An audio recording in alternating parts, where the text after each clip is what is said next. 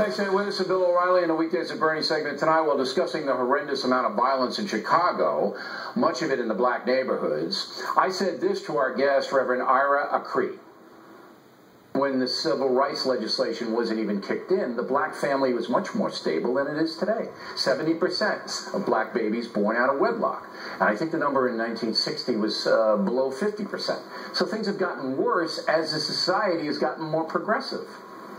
Well, we don't want to make this a racial but that's what it is. It's all black crime going on in Chicago. That's what it is. Now, the percentage of out-of-wedlock births among black Americans was 25% in 1965. Was that a purveyor of BernardGoldberg.com? Mr. Goldberg. So the Reverend clearly didn't want to address that. Yeah, and I'm tempted to say understandably, but I think it's embarrassing. 72.5% out-of-wedlock birth rate in America today. For African Americans? For African Americans. That's embarrassing. And, you know, in the entire recorded history of the planet, there has never been a greater voluntary abandonment of men from their children than there is today in black America. Never. I mean, when men went off to war, they had to go off to war. That wasn't voluntary. But never as great a voluntary abandonment of children by their fathers than in black America today. Why do you think that's happening? Well, I think it's happening for, if I have to pick the most important reason, it's fatherlessness. So it perpetuates itself. You don't have a father, then you do the same thing. You've said this in the past. It creates chaos. It creates a chaotic situation. That's one of the reasons you have so many people killing themselves in Chicago. I know, but here's my problem as a historian, coming at it from a historical point of view. 1960 to 65 was the time in America where there was all kinds of civil rights problems, all right? I actually write extensively about this in Killing Kennedy, which is coming up. The black out-of-wedlock birth rate back then was 22 to 25%. Right. And this was the roughest part. Exactly. Okay. It's tripled now. Tripled. Why? One of the reasons, well, I'll tell you why in a second. One of the reasons that the black community attributes to this, black civil rights leaders, is racism. Well, in 1940, when there was a lot of racism in the United States, the out-of-wedlock birth rate in black America was 19%.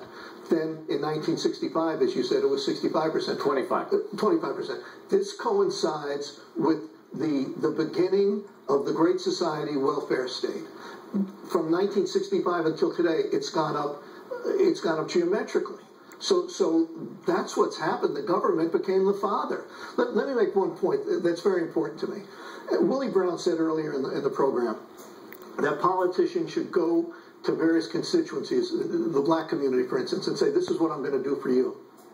That's not going to happen, because Democrats will never speak honestly to black people because their white liberal guilt gets in the way, and Republicans won't speak honestly either because they don't have the courage to. They don't want to be accused of being racist. That's right. Mitt Romney spoke to the NAACP last week. He should have looked at that audience and said, look, I'm going to try to turn the economy around, but there's not much I could do for a community where 72.5% of the people are born out of wedlock. I'm not going to be able to get jobs for a 15-year-old girl who has a baby. I'm not going to be able to find jobs for a young boy. It would have been a riot if you said. Wait a second. Who drops out of school because, in some perverse way, taking school seriously is acting white. Right. And he should have done that, and he should have said, government can do just so much. You, the venerable members of the NAACP, need to do more than you're doing, and you better be more successful. But can you imagine if he said that? Yeah, the press for openers. Everybody would have killed him. Right. And you know what my answer to that is? So what? So what?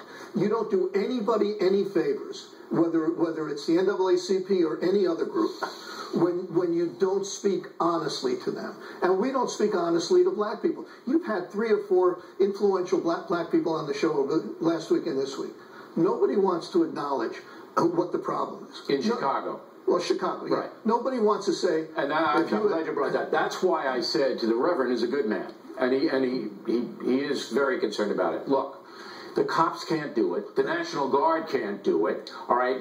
What has to happen is the African American community has to come together and demand that it's stopped. Precisely. And the reason in the long term that it's come to this is because young boys, once they get big enough, don't listen to their mothers. Absolutely. And if the mother says, don't go out, the young boy says, I'm going out, and I'm going to get in the gang, because they're almost impressed into the gang. That's precisely the problem. And that's what you have. And with all the guests you had on in the last few days, Nobody would acknowledge it. Exactly. Nobody. Exactly. And neither will the Democrats, and neither will the Republicans. And just in fairness, white underclass isn't doing a whole lot better.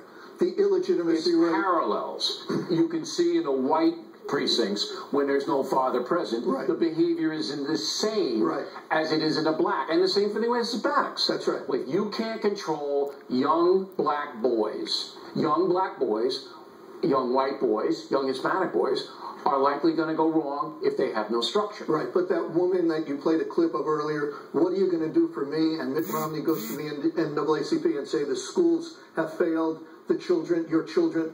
No, the schools haven't failed their children, and I'm not saying the schools are great necessarily. They have failed the schools. You go to school and you don't want to study because you think that's... And nobody makes you study. And nobody makes you study. Right.